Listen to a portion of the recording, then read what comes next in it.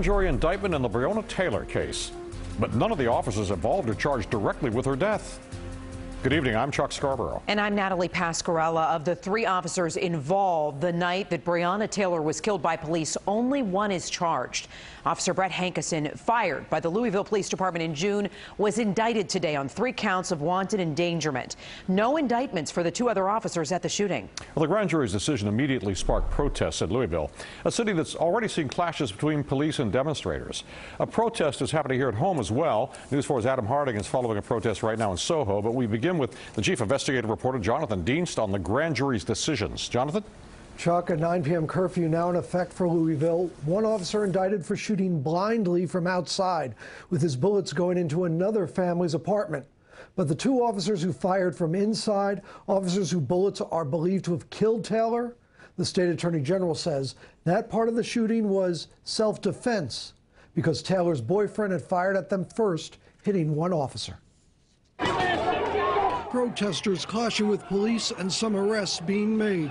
The decision to charge just one of 3 officers not sitting well with some who waited months for today's decision. Former Officer Brett Hankison charged with firing recklessly into the apartment complex.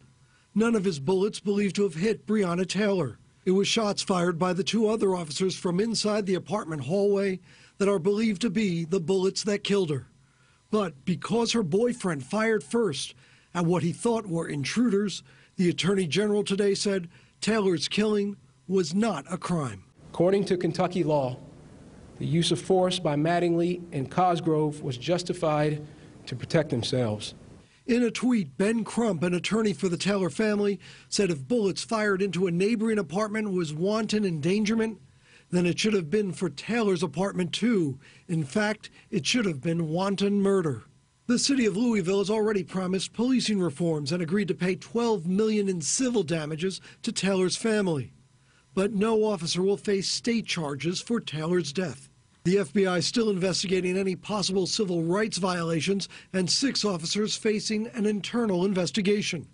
The Republican State Attorney General said today that claims it was a no-knock warrant are not accurate, that a neighbor backs up officers' statements that they made themselves known before breaking in to look for a drug suspect who was not there.